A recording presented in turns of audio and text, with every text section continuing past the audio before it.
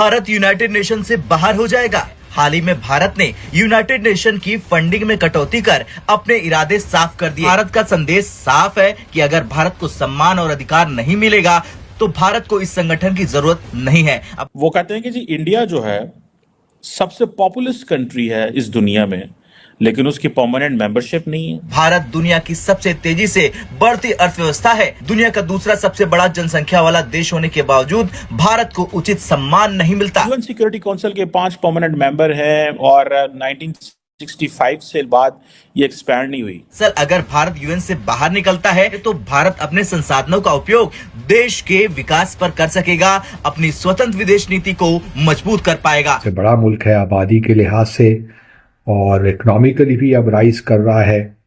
कुछ अरसे बाद, सालों बाद वो $5 ट्रिलियन की इकॉनमी हो जाएगी। तो भारत का एक अहम रोल है दुनिया भर में, जहां वो G20 का मेंबर है, वहां ब्रिक्स और शंघाई कोऑपरेशन ऑर्गेनाइजेशन का भी मेंबर है। तो भारत का क्लेम तो बनता है। ये कोशिशें काफ़ी अरसे से जारी हैं और इस सिलसिले में इंडिया की तरफ से यूनाइटेड नेशंस में और उसके जो दोस्त ममालिक हैं उनके सामने आवाज़ भी उठाई गई है और ये कहा गया है कि इंडिया इस वक्त बिल्कुल सही तरीके से ये डिजर्व करता है कि उसको परमानेंट मेंबर बनाया जाए। कहा जाता है कि यूएनएससी का परमानेंट मेंबर बनने के लिए 2/3 जो मेंबर हैं यूएन जनरल असेंबली के and all the P5 Nations की अप्रूवल चाहिए। 2/3 and all the P5 nation. Pakistan तो कभी भी नहीं चाहेगा और ना चाहता है कि इंडिया को ये परमानेंट सीट मिले, लेकिन इसमें जो चाइना का रोल है वो पाकिस्तान के लिए बहुत हौसला। इंडिया जो है वो परमानेंट मेंबर क्यों नहीं है यूनाइटेड नेशन सिक्योरिटी काउंसिल का, जिसका काम दुनिया में अमन कायम करना है और इंटरनेशनल सिक्योरिटी है। वो कहते हैं कि जी इंडिया जो है सबसे पॉपुलस कंट्री है इस दुनिया में, लेकिन उसकी परमानेंट मेंबरशिप नहीं है।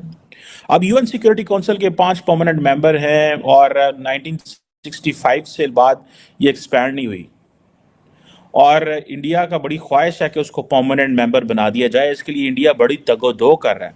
आपको पता है जो यूएन सिक्योरिटी काउंसिल है ये वर्ल्ड वॉर 2 के बाद इस्टेब्लिश हुई थी 17 जनवरी 1946 को।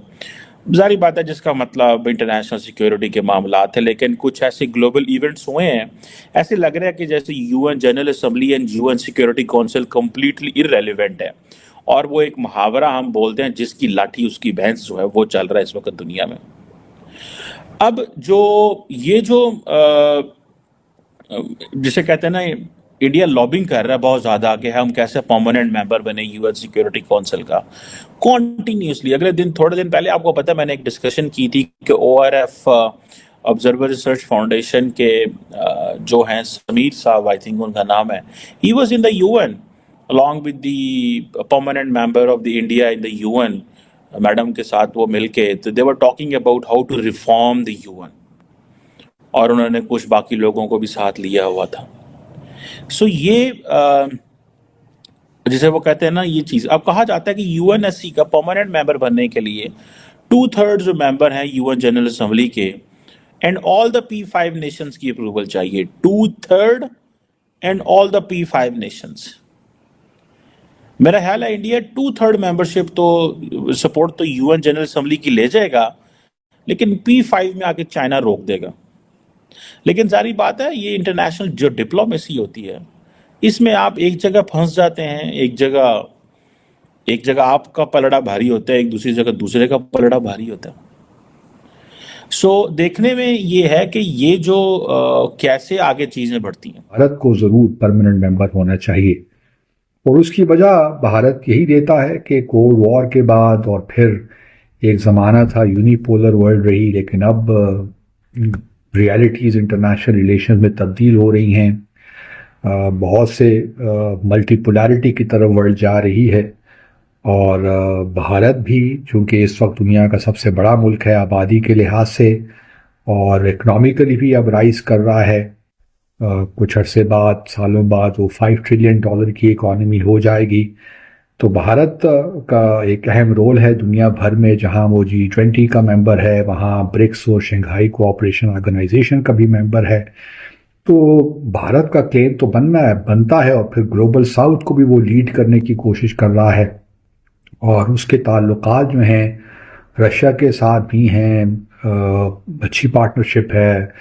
भारत के साथ भी पार्टनरशिप डेवलप हो रही है। भारत का बड़ा अहम किरदार है, चाहे वो क्लाइमेट चेंज के हवाले से हो या और पॉलिटिकल इश्यूज हों। ये ज़रूरी है कि भारत को भी परमानेंट मेंबर होना चाहिए। जी हाँ, बिल्कुल दुरुस्त है कि इस्लाहात तो होनी चाहिए, लेकिन सिक्योरिटी काउंसिल की नहीं बल्कि पूरे यूएन सिस्टम की ही इस्लाहात होनी चाहिए, बल्कि पूरा जो इंटरनेशनल सिस्टम है उसकी इस्लाहात होनी चाहिए। क्योंकि देखा जाए तो यूएन सिक्योरिटी काउंसिल तो अब इनइफेक्टिव सी हो गई है। How can the UN Security Council claim to speak for the world when its most populous country and its largest democracy is not a permanent member? अब ये जो बात की उन्होंने मोस्ट पॉपुलस कंट्री, अभी इससे पहले कुछ दिन पहले मैंने एक प्रोग्राम आपके लिए किया जिसमें मैंने ये बताया कि ये क्यों बात कही जा रही है कि ये सेंचुरी जो है वो इंडिया की सेंचुरी है। इसकी वजह ये है कि एक बड़ा नुक्ता ये है कि इंडिया इस वक्त सबसे बड़ा आबादी वाला मुल्क बन चुका है